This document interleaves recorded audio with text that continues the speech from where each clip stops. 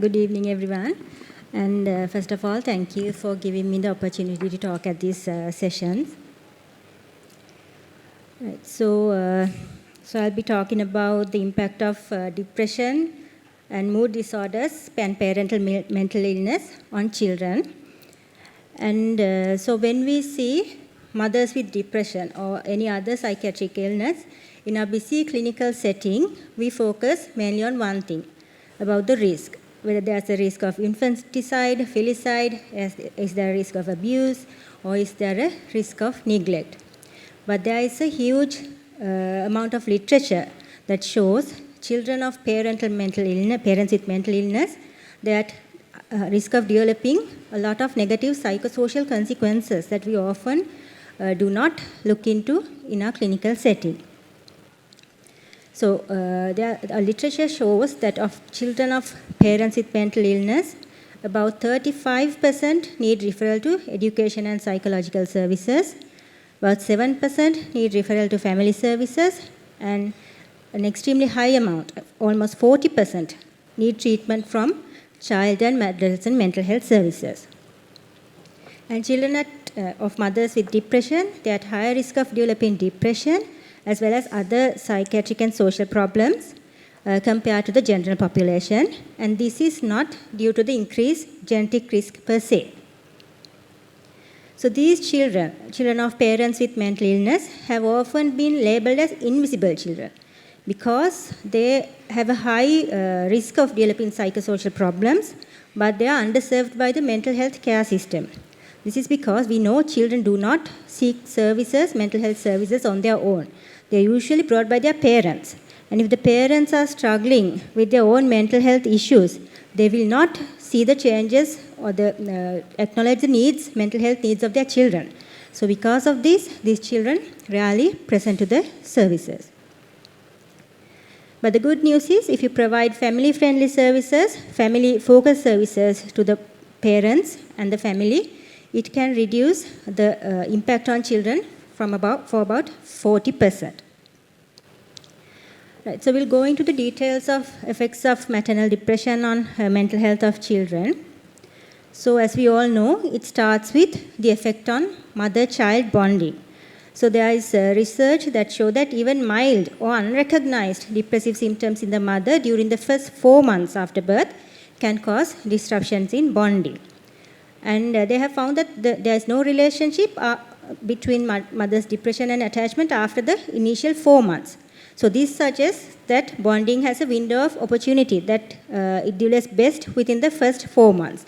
So this is why we need to identify and treat maternal depression early, because if we detect it late, the window of opportunity to develop the bonding has already passed. And then the effect of attachment. So infants and preschoolers whose mothers have been depressed, they have lower rates of secure attachment, and they are at higher risk of developing avoidant and disorganized attachment. And this is mediated through the effect of the maternal sensitivity. So we know that attachment develops through responsive caregiving. So responsive caregiving is the mother should identify the child's needs and respond appropriately. So when the mother is having depressive symptoms, due to her own issues with emotional regulation, she may not be able to provide responsive caregiving. So for example, when an infant cries, the mother picks up the child and feeds the child or consoles the child. But if the mother is depressed and the child is crying, the mother might be irritable or shout at the child instead of providing consoling the child. So this may cause attachment difficulties in the child. And then an aspect that we do not consider usually, maternal depression can actually interfere with child development through several mechanisms. So first of all, mothers who are having depression, they are less able to stimulate their children, and they are not able to provide an early learning environment. And also they do not provide exploration as much as parents who are not depressed. And also they have diminished motivation to engage in play with their children. So we know play is the main way children gain stimulation in the early years.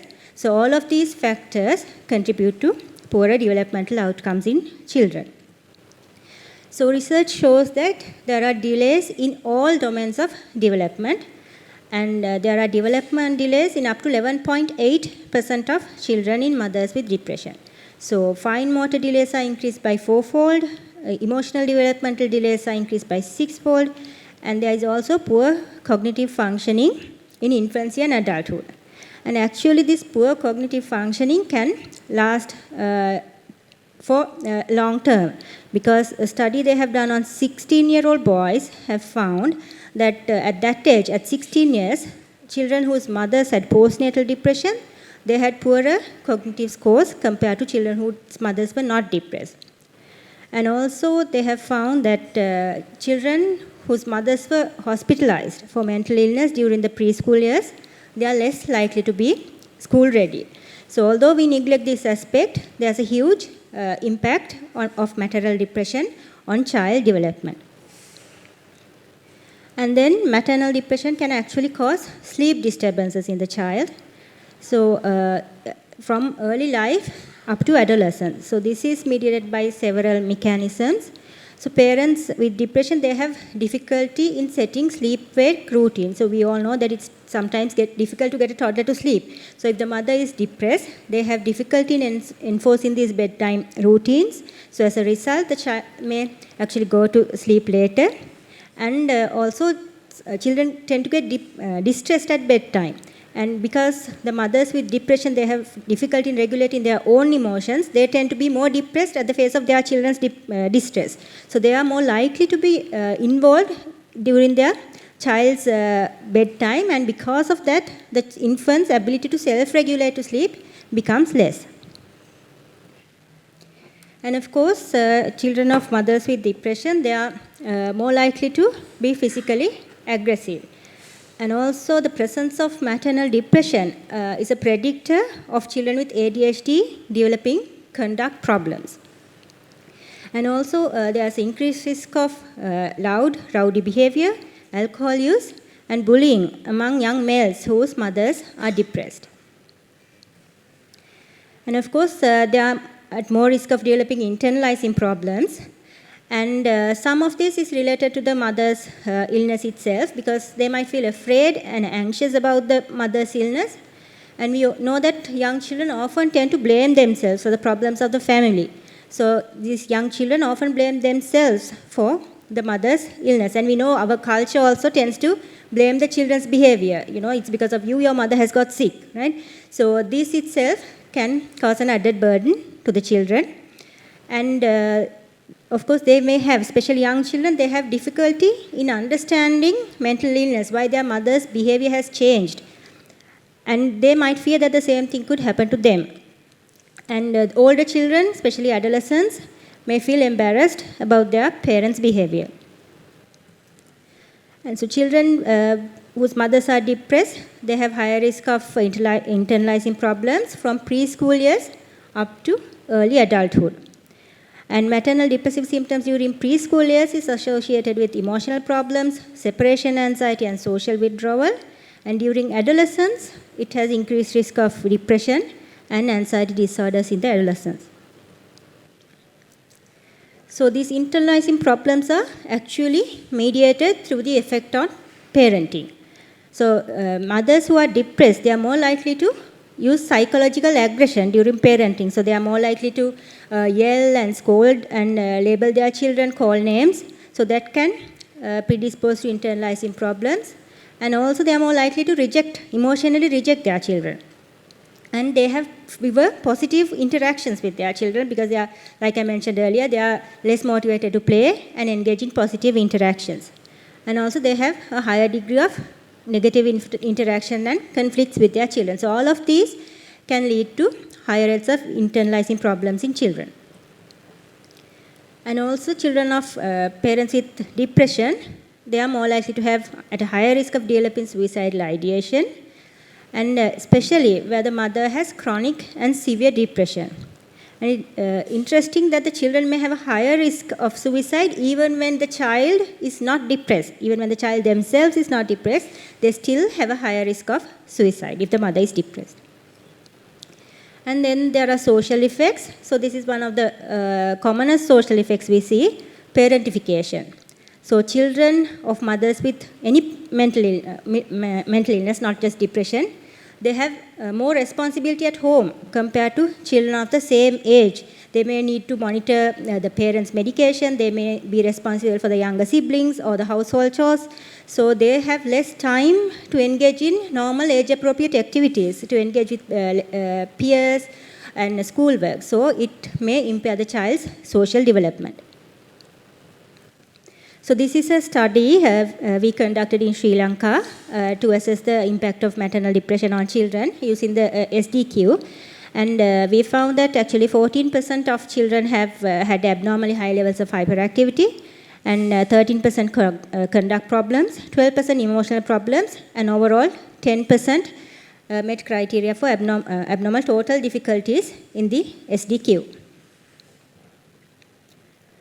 Right, so we'll go to the risk factors, because all children with mothers with depression do not develop equal negative psychological consequences.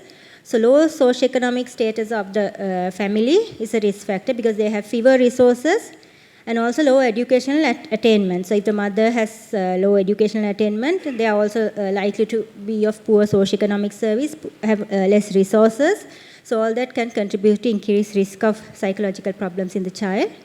And the age of the mother. It has been shown that mothers at the extremes of age, younger mothers and very older mothers, children of younger mothers and older mothers, are at more risk of developing psychological consequences. So if we take the younger mothers, because of their younger age, they may not have the maturity of older mothers, and their coping skills may not be developed yet to the fullest capacity. So because of that, when they are depressed, they might have a difficult time coping with it.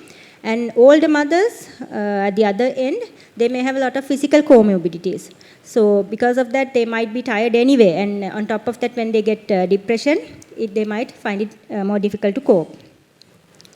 And age of the child is again a very important factor that has been identified. And younger children develop more psychological consequences if the mother has depression than older children.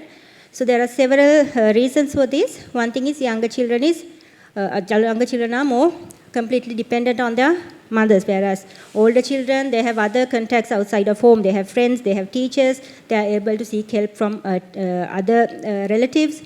And also, younger children, they are not able to understand that the mother's change of behavior is due to an illness, whereas adolescents and older children may be able to understand that this change in behavior is due to an illness. And the gender, they have found that boys are more likely to develop, have an impact on cognitive development, while girls are more at risk of developing internalizing problems.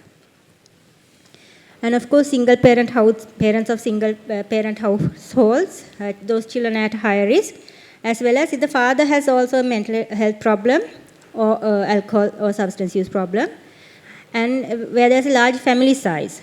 So then the attention anyway that can be given to a single child is less, and especially when the mother is depressed. So there are certain illness factors. One is the chronicity of depression. So if the mother has been depressed for a longer time, the children have a higher risk of having psychological problems. And the severity of depression. So actually lots of studies have shown that when the mother is moderately depressed, the effects on children is more than when the mother is severely depressed. So they have hypothesized that when the mother is severely depressed, it's easily noticeable by others. So other relatives, the father, and so they step in to help, and the extended family may help. So because of that, it may mitigate the effect on children. And also when the mother is more severely depressed, the child may be able to understand, that this is an illness. Whereas a moderate depression, the child may not realize that this change of behavior is due to an illness. So because of both these factors, moderate depression is thought to affect children more than severe depression of the mother. And also the presence of comorbid illness in the mother. And there are certain resilience factors. Like if the child has higher IQ, it's a resilient factor, and also the quality of the parental support relationship and the support from the co-parent. So if they have good parental relationship and good support from the father, the risk of children developing negative consequences is less. So as I mentioned, mother's depression has a big effect on parenting. So they are more used to mothers who are depressed are more likely to use harsh discipline, like they are more likely to slap and yell and use physical punishment. And they are less likely to use positive parenting strategies like rewarding, and they are less likely to talk and problem solve with their children. And they have less positive interactions, as I mentioned. They are less likely to play games. And mothers with depression have difficulty in maintaining daily routines because they are preoccupied with their own mental illness. And they have difficulty in organizing daily activities, and they also are more likely to worry about their children. And they are less emotionally available, and sometimes they may find it difficult to enforce rules and maybe lax in their parenting styles. And usually the mother-child interactions are characterized by lack of warmth. Right, so what can we do about this is what I'm going to talk about last. So the first thing that we need to do is screening the mother for depression. So it is recommended that all women during pregnancy and postpartum need to be screened for depression. And we can use the Edinburgh Postnatal Depression Scale, which has been validated in Sinhala and English, and Sinhala and Tamil, and is quite easy to use. An effective treatment of the mother. So I just mentioned that the chronicity of the depression is associated with higher psychological impact. So because of that, we need to treat the mother early. We need to get her into remission, and this study, the study trial child arm, that has shown that when the mother's depressive symptoms remits, the child's internalizing problems, externalizing problems, and total symptoms, everything improves independent of the child's age, sex, baseline severity of the problems, and the socioeconomic status. So treatment of the mother, remission of the mother itself reduces the psychological impact on the children.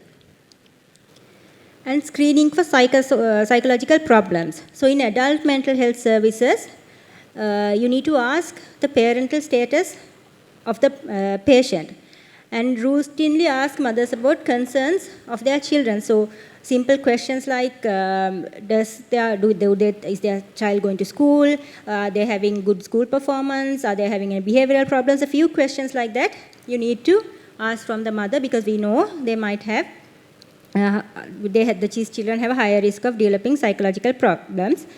And we also can use screening instruments like SDQ or SNAP4 to screen these children.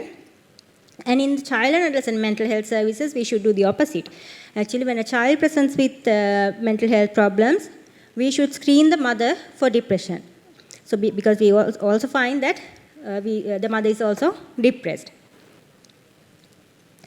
And high quality child care. So they have shown that high quality child care can actually reduce the impact on children. So without spending the entire time, younger children especially, with the mother who is depressed, if they can find alternative child care which provide early stimulation, adequate stimulation and warmth, that reduces the impact on children.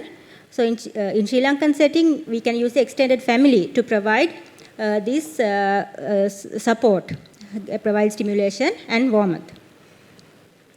And school-based intervention. So they have they found that classrooms with warm, positive environments, children in these classrooms, they are less likely to be affected by their mother's mental illness. So because of that, liaison with the teacher and arranging extra support for the child is important. And crisis care planning. So sometimes the severity of the parent's mental illness may impact their caregiving capacity. And if the parent is admitted in the hospital, they no longer can look after their child. So a study we have done in Colombo South Teaching Hospital found that if one parent received inward treatment, 53.4% of the children have not engaged their routine day-to-day activities such as schooling and extracurricular activities during that time. So if the mother is hospitalized for 1 month, the child may miss school for 1 month. So that is why we need a crisis care planning.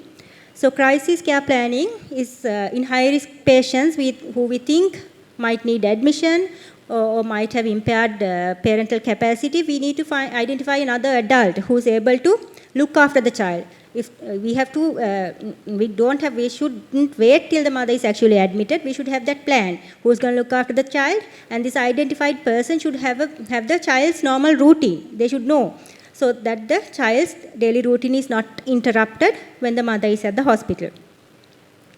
And sharing age-appropriate information is also needed, because the child is more likely to blame themselves for the illness if they don't know that this behavior change is due to actually a illness. And also children tend to imagine the worst outcome. So if the mother is admitted to the hospital, they might think that the mother might die, may not come home. So sharing age-appropriate information with the child is important to reduce the impact. And also encourage social relationships with peers, encourage outdoor activities, and encourage relationships with other adults. And link with community services. So in our community, if the mother is depressed, we can communicate with the PHM and the MOH and arrange extra support, maybe more home visits, more frequent screening for developmental delays and parental support. And also we can arrange more supervision through the child rights promotion officer at the AG office. We can get them to do home visits and provide extra support. Right, I'd like to leave you with this quote I found. The first 5 years have so much to do with how the next 80 turns out. So by treating maternal depression effectively and by using family-focused interventions, we can change this first 5 years or the early childhood, which can have a lasting impact on the rest of the child's life. Thank you.